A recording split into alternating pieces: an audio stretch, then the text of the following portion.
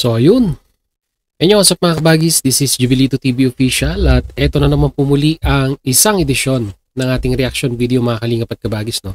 Pero bago po lahat, syempre po, mega love shoutout muna kay Kuya Val Santos Matubang, kay Ate Edna Vlogs, kay Kalingap Rab, Ruel of Malalag, Kalingap Netizens, Kalingap Subscribers, Kalingap Supporters, at syempre po ang ating mga Kalingap Partners, no? Mega love shoutout po sa inyong lahat. So ito na nga mga kalingap at kabagis, na wag na po natin patagalin for today's reaction video. Gawa lang po natin ng reaction at muli po pagbibigay ng personal opinion regarding nga po dito sa naging recent video upload ni Kalingap Rab, na kung saan mga kalingap at kabagis, ito pong si Rose Ann ay nagkaroon po ng sabihin na nating second thought, pag-aalinlangan dito po sa in-enroll niyang kurso, no, na Bachelor of Science in Nursing, no, mga kalingap at kabagis, no. Dahil halos lahat sila yata ay nursing po ang kinuha, pero nung sila po ay na-orientate na dito po sa eskwelahang ito, ay si Rose Ann po ay nagkaroon na po ng doubt, lalong-lalo na po regarding po sa financial or sa tuition fee po, no, mga kalingap at kabagis, na parang sa tingin niya po ay hindi kakayanin, no. So, panoorin po natin at gawa natin ng reaction kung ano po may bibigay nating opinion at payo kay Rose Ann, kung ano po talaga ang nararapat, no, sa pinagdadaanan niyang pag-iisip ngayon, no, na kung saan ay talagang nalilito siya kung dapat pa bang ipagpatuloy ang kurso or magsiship siya ng kursong kanyang ini-enroll, no, mga kalingap at kabagis. So, simulan na natin. Huwag na po natin patagalin.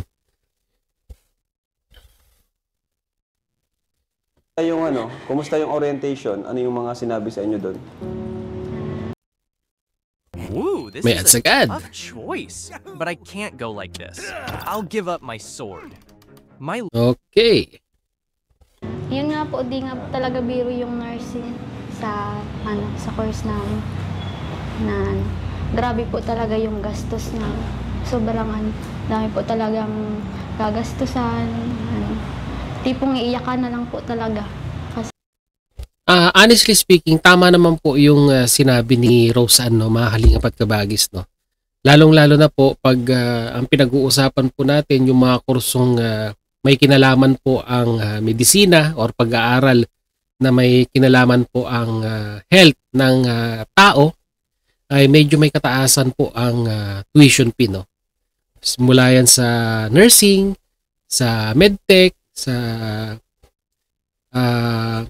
ano pa ba, yung mga kursong physical therapist, pagdodoktor, ayan, talagang radiologist or yung radtech na tinatawag, ano pa ba, pharmacist, ay talagang matataas po, no, or medyo may kamahalan po talaga ang tuition fee ng mga ganitong kurso, no, dahil pag sila naman po ay nakatapos ng pag-aaral, ay magaganda naman po yung opportunity naghihintay sa kanila, no, pag sila po ay nakatapos or at nakapasa ng board exam. Kaya talagang very pricey po, no, ang kursong may kinalaman po ang medisina at ang kalusugan ng tao. So pagpatuloy po natin. Kasi di mo alam kung saan ka makakuha ng pera, pambayad. So, ayan tamang-tama pala pupunta namin dito kasi kagabi, no, nakakausap tayo sa chat at na-stress po sila mga kalingap sa tuition na bigla siguro sila. Siyempre, first day of college, di ba? Dun sa orientation, malalaman yung mga gastusin. Ayan, so dun sa group chat namin, sa GC, dun sila message nila ako kung kakayanin daw ba, gano'n. Tapos parang di daw nila kakayanin sa gastusin. Eh, yun nga. Kasi alam nyo mga kalingap at kabagis, no, hindi lang naman po kasi tuition na natatapos ang pag-aaral, no, or sabihin na natin kesyo nakapagbayad ka na ng tuition fee ay tapos na ang iyong obligasyon sa paaralan, no. May mga miscellaneous fee pa po yan mga kalingap at kabagis na dapat mong bayaran aside sa mga projects na aminin na natin talagang may karampatang gastos din po yan mga kalingap at kabagis, no. Nagkakon lang itong si Rose Ann, no, iisip na siya in advance sa mga pwedeng mangyari sa mga darating na araw pag nagtuloy-tuloy na po or nagsimula na po ang klase, no. Kumbaga advance mag-isip si Rose Ann kung paano niya isusurvive, no, ang pang-araw-araw na gastusin bilang isang estudyante ng isang medyo mahal na kurso, no, ang pagnenursing.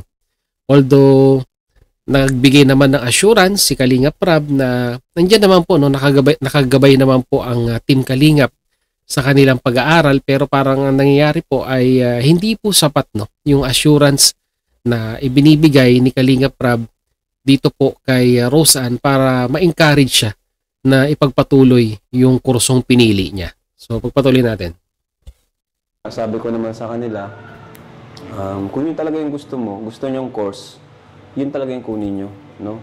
Gagawan na lang natin ng paraan Saka, tingin ko kaya naman natin, kasi di naman siya yung bigla ang bigay eh. Parang installment din naman siya, di ba? Okay. Kada exam yung bayad, di ba?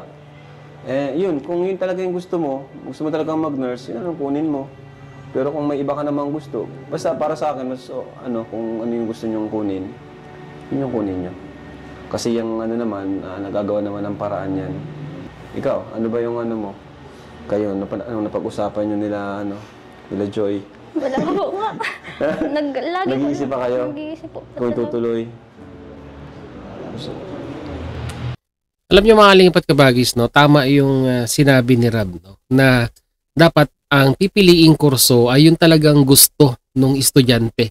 Hindi lang yung napapa-enroll sila sa isang kurso dahil yun yung kurso ng mga kaibigan nila or yun yung trending. Bagkus, ang sundin natin na kurso or gusto nating tahaking profesyon pagdating ng araw ay yung isinisigaw ng ating damdamin, and at the same time yung kapasidad din natin, no, na bilang isang estudyante kung hanggang saan ba natin kayang iabot ang ating kaalaman regarding po sa isang kursong ating pinasok, no. Kasi ang hirap naman po yan, nursing yung napili or sabihin na nating in-enroll ni Rose Ann pero hindi pala ito ang kanyang passion, no. So magkakaproblema po yan, no, pagdating ng araw. Kaya hangga't maaari, no, kung Rose Ann, kung mapanood mo ito, hangga't maaari hindi pa ganun kalawak yung sinimulan na pag-enroll sa iyo regarding sa kursong nursing, ay sabihin mo na maaga kay Rab, di ba? Kung ano talaga yung gusto mong kurso. At least kahit paano nandiyan pa lang po tayo sa starting point ng kumbaga sa simula pa lamang ng klase ay magagawan pa ng paraan, no, hangga't maaga pa. At ang hirap naman niya, nasa kalagitnaan ka na ng kursong ini-enroll mo, ay saka ka magpapalit, pangit din naman. Kaya hangga't maaga, kung may pagkakataon pa na mapalitan yung kurso mo, sabihin na, di ba? At least kahit paano, yun yung talagang gusto mo na pag-aralan, no, or gawing profesyon pagdating ng araw. Si Eden. Hindi ko po alam kayo. Ang nagawa po namin, Umiyak kayo? nag-iyak na lang po talaga kami. Ba't kayo umiyak? Hindi po talaga kinaya yung yung mga naiisip namin, nalilito po kami kung ano gagawin talaga. Nakaka-break.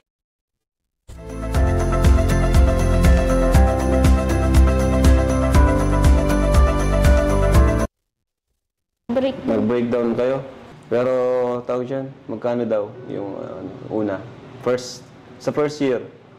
17 po yung first 17 po yung first step. Tapos 27. 27 po. Tapos second, pataas ng pataas. Nakita ko dun sa dun sa pinakita nilang tuition dun sa third year ang pinakamahal, no? Naabot ng 40 plus. May dagdag pa daw po yun. Hindi pa yun yung pwede pa dumagdag yun? May 49. Grabe. Sana may marami pa tayong viewers nun. 3 years pa. Kinabahan bro, kinabahan din ako. Kilala po namin third year, third year college. Nagtigil? Sobrang, ilan na yung gastos niya? 1 million po, sobra pa ang nagagastos. Bakit naman? Hindi ko po. Wala naman sigurong 1 million yun, no?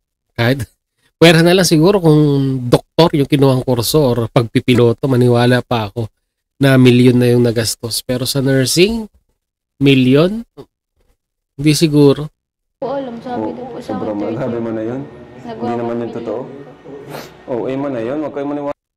Parang reverse psychology na yung lumalabas dito, mga kalingap at kabagis, no? Para talagang malaman kung desidido ang isang estudyante kung itutuloy niya yung kursong napili niya o hindi. Dahil pag sinabi yung mga ganitong amount, syempre baka mag-back out, di ba? Pero sa tingin ko, 1 million, malabo po yun sa nursing, Wala, baka din-discourage lang kayo. Hindi, kaya nyo yan. Basta, yun nga. Oo, man na yun. Hindi naman ganun. Sobra na yun. Pag-isipan nyo mabuti. Pero kung ano naman yun talagang gusto nyo, no? Ano po, Kuya Rab, kung ma-ship ako, wala naman po sa Lourdes. Mamabini ka? Maista po ako muna niyan. Kasi, ano po, kaya ako, baka daw po matagal yung requirements na dumating sa... Huwag ka lang mag-shift. Ikaw, Carla, lang sa tingin mo, mag-shift si ano? Huwag ka lang mag-shift. Sama-sama na kayo dyan. Sabi ko nga, iiwan niyo na kami. Oo. Masaya kayo pagsama-sama. Sorte nyo nga eh. Magkakasama. Tama yun, no, mga kalingap at kabagis, no? Yung sinuggest ni Kalingap Rab kasi parang sinasabi dito ni Roseanne na titigil siya at matetenga na naman siya ng kung ilang buwan bago makapag-enroll uli sa kadahilan ng lilipat ng ibang paaralan at ang inaalala niya yung requirements kaya siya titigil.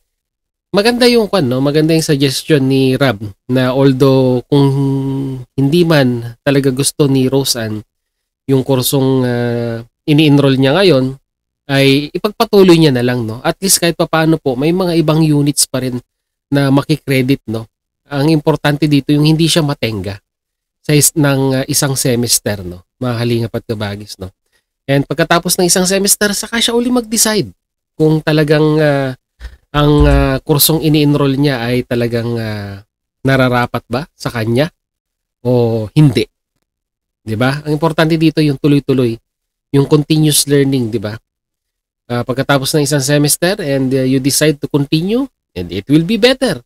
Pero after one semester at hindi ka nakapag-decide, although sabihin na natin medyo sayang yung na-enroll o yung enrollment fee na nagastos dahil hindi naman po magtutuloy-tuloy yung kurso, at least ang importante dito hindi po natenga, no. Hindi po natenga yung bata at hindi na naman maghihintay ng ilang buwan or taon bago makapag-aral ulit ng first year college, no?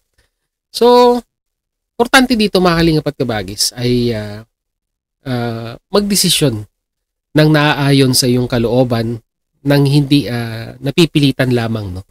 Dahil ito yung inuudyok ng ibang individual na kunin mong kurso or ito yung trending or ito yung kursong kinuha ng mga kaibigan mo. Dahil by the end of the day, kung ikaw ay nagtuloy-tuloy sa iyong pag-aaral at nakatapos ka, hindi naman yung mga kaibigan mo ang magdadala ng kursong natapos mo. Bagkus ikaw mismo ang mag-a-apply nung natutunan mo habang ikaw ay nag-aaral. Kaya napaka-importante na talagang yung decision making sa simula pa lamang ng pagpili ng kurso ay nandun na sa simula, para wala po tayong pagsisisihan pagdating po ng araw. Kayo mga kalingap at kabagis, ano po ang inyong may bibigay na payo kay Roseanne regarding po dito sa puntong nagdadalawang isip siya dahil iniisip niya yung tuition na masyadong mahal, although talagang ganyan na po ang presyohan ng tuition fee ngayon sa mga panahong ito dahil lahat na po ng presyo or mga bilihin ay talagang tumaas na po, no? Kasama po dyan yung matrikula or yung tuition fee po sa ating pag-aaral. Comment nyo po sa ating comment section, pag-usapan po natin mga kalingap at kabagis, no? So yun, hanggang dito na lang mga kalingap at kabagis. Suportahan po natin Kuya Bal Santos Matubang, Kalingap Rab, Ate Edna Vlogs at si Rowell of Malalag. Sama nyo na rin po, Jubilito TV Official. So hanggang dito lang mga kalingap at kabagis, no? Once again, this is Jubilito TV Official, proud member po ng Team Coos at ng Karepa Year 2024. As I always say mga kalingap at kabagis, peace, God first. God bless po. Bye!